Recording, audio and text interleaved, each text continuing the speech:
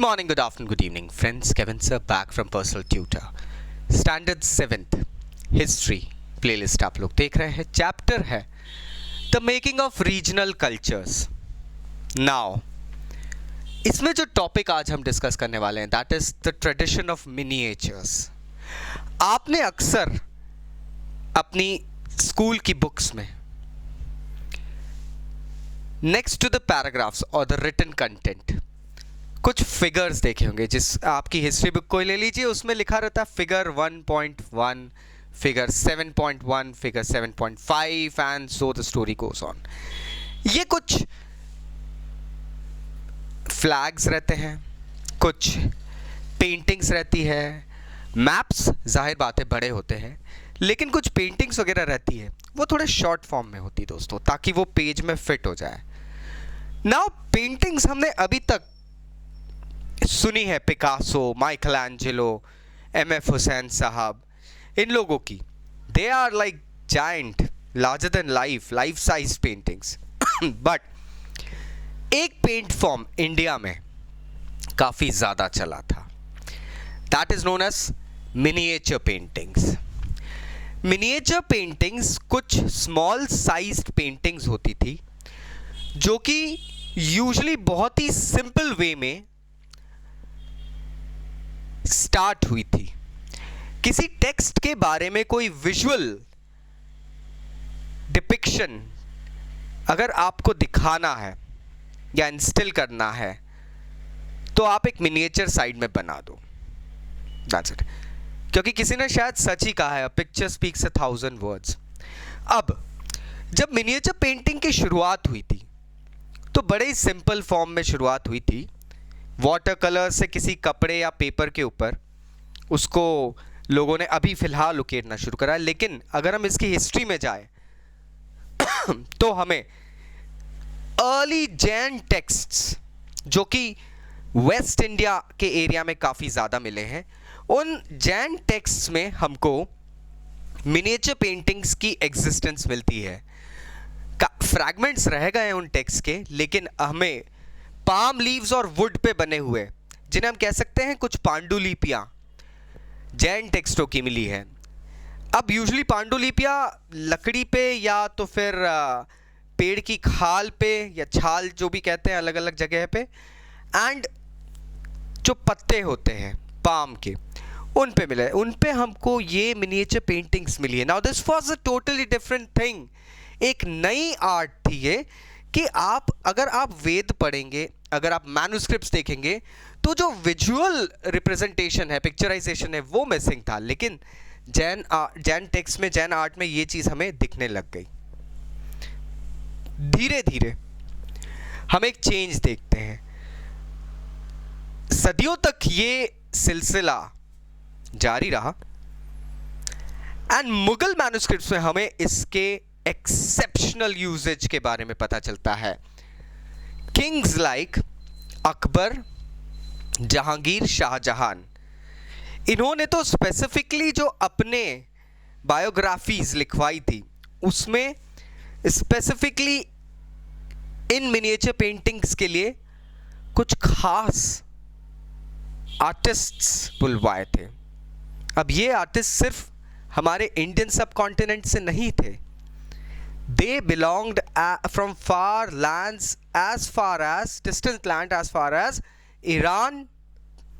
Then we can call Iran, जिसे Persia कहते थे, Greece, Russia and the Middle East. Mughal बादशाहों के टाइम इन मिनिएचर पेंटिंग्स का जो स्पेसिफिकेशन था वो कोर्ट सीन्स को डिपिक्ट करने में रहता था, बैटल्स के इमेजेस दिखाने के लिए रहता था, हंटिंग सीन्स, और कभी कभी सोसाइशल वैल्यूज को भी शो करने के लिए इस्तेमाल किया जाता था. But as you can see these paintings had a limited audience. बादशाह सलामत या उनके कुछ स्पेसिफिक गेस्ट्स ही ये पेंटिंग देख पाएंगे. उनके अलावा not all people had access to them. They were elaborately made, gilded beautifully, and एक वर्क ऑफ वाव कहा जाता था.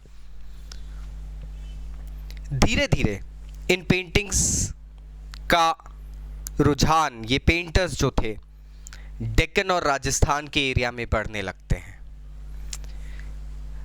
वहां पे इस आर्ट का एक अलग ही, एक डिस्टिंक्टिव वे ऑलरेडी मौजूद था. उन लोगों ने क्या करा है, अपनी जो डिस्टिंक्टिव टाइप है, जो ट्रेडिशन है, हर जगह की पेंटिंग अलग होती है. If you watch Chinese paintings, you know I shouldn't be saying that, वो अलग दिखती है. अगर आप पर्शियन देखते हैं वो अलग होती है, ग्रीक वो बहुत अलग होती है, इंडियन आर्ट बहुत अलग होती है.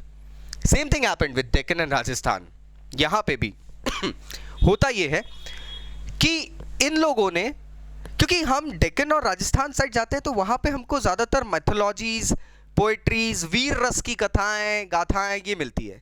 अब मुगल्स के इसमें हमें ये दिख रहा था कि वो लोग अपने बारे में, अपनी court scenes, hunting scenes, battle और उन चीज़ों के बारे में लिखते थे. लेकिन डेक्कन, राजस्थान, इन एरियाज में जाते जाते इन मिनिएचर पेंटिंग्स के अंदर जो कंटेंट था वो बदल गया.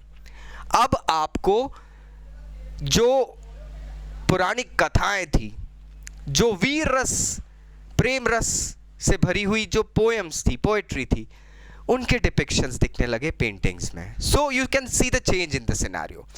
स्पेसिफिकली कुछ स्टेट्स जैसे कि मेवाड़, जोधपुर, बूंदी, कोटा और किशनगढ़, यहाँ पे तो ये ट्रेडिशनल आर्ट फॉर्म कुछ ज़्यादा हाइट से पहुँच गया था. दोस्तों आज भी वहाँ के अगर आप ट्रेडिशनल क्लोथिंग्स वगैरह लेने जाते हैं तो आपको उस टाइप की आर्ट उन कपड़ों पे डिज़ाइंस में मिलती है. You can find those elephants, you can find those camels, carts and all sort of beautiful things on dresses. Foreign culture में तो उनकी डिमांड है. अब 17th सेंचुरी में एक चेंज आता है. मिनिएचर पेंटिंग्स का स्प्रेड दिल्ली सल्तनत से निकल के हिमालय की गोद में बसे आज के प्रेजेंट डे स्टेट हिमाचल तक पहुंचता है. Now how did it happen? It was not out of just their own style, क्योंकि हिमाचल की एक खुद की ट्रेडिशनल आर्ट फॉर्म थी जो बड़ी बोल्ड और इंटेंस थी. It was known as Basohli. अब बसौली एक आर्ट ऑलरेडी वहां थी. उसमें फेमस भानुदत्त ने रास मंजरी नाम का एक लाइक काफी ब्यूटीफुल एपिक पेंट वो तैयार करके रखी थी. तो वो एक आर्ट फॉर्म ऑलरेडी वहां था. लेकिन 17th सेंचुरी के लेट पीरियड में, 1739 अगर हम बात करें, 18th सेंचुरी अर्ली में नादिर शाह नाम के एक एम्परर ने दिल्ली पे अटैक करा था. तब दिल्ली के अनसर्टेन सिनेरियो से बचने के लिए जो मिनिएचर आर्टिस्ट्स थे, मिनिएचर पेंटिंग आर्टिस्ट जो थे, वो पहाड़ों की गोद में जाके बसने लगे, क्योंकि वहां पर उनको ऑलरेडी एक मेंटर मिल रहा था. एक traditional art form Basohli already वहां पे फ्लरिश हो रही थी, जो काफी फेमस भी हो रही थी. धीरे धीरे जो पेंटर्स दिल्ली से आसपास के एरिया से निकल के हिमाचल की तरफ जाते हैं, they go ahead and keep the first stones for Kangra school of painting. Delhi के जब आर्टिस्ट निकल के हिमाचल गए, वहाँ के पेट्रन्स से मिले, क्योंकि वहाँ पर आर्ट एंड क्राफ्ट की पहले से काफ़ी वैल्यू थी. इन लोगों को विथ ओपन आर्म्स एक्सेप्ट किया गया, वेलकम किया गया, एंड फिर नींव रखी गई कांगड़ा स्कूल ऑफ पेंटिंग की. कांगड़ा स्कूल ऑफ पेंटिंग के बारे में ये कहा जाता है कि इसकी जो इंस्पिरेशन थी वो वैष्णविट्स होते हैं, उस ट्रेडिशन से आके इसको इंस्पायर किया गया था. बहुत ही सॉफ्ट कलर्स का यूज़ किया जाता था, soft shades of blue, soft shades of green. एक अलग आर्ट फॉर्म वहाँ पे डेवलप होने लगी थी, और ये आर्ट फॉर्म चारों तरफ फैलने भी लगी. Today if you go to Shimla and all places and you buy some we call them memoirs, so you get some good things out there. Painting का एक अलग आर्ट फॉर्म आपको वहाँ दिखता है, वहाँ शेडिंग होती है, वो शेडिंग जो होती है light warm colours soft colours उसमें करी जाती है। So the thing was inspired from Kangra school of painting. Now इसके अलावा भी हमें ये नहीं भूलना चाहिए कि लोग अपने घरों में, अपने पॉट पे, अपनी दीवालों पे, अपने बच्चों के खेलने की चीज़ों पे भी पेंटिंग करते थे, लेकिन that was limited to their selves. और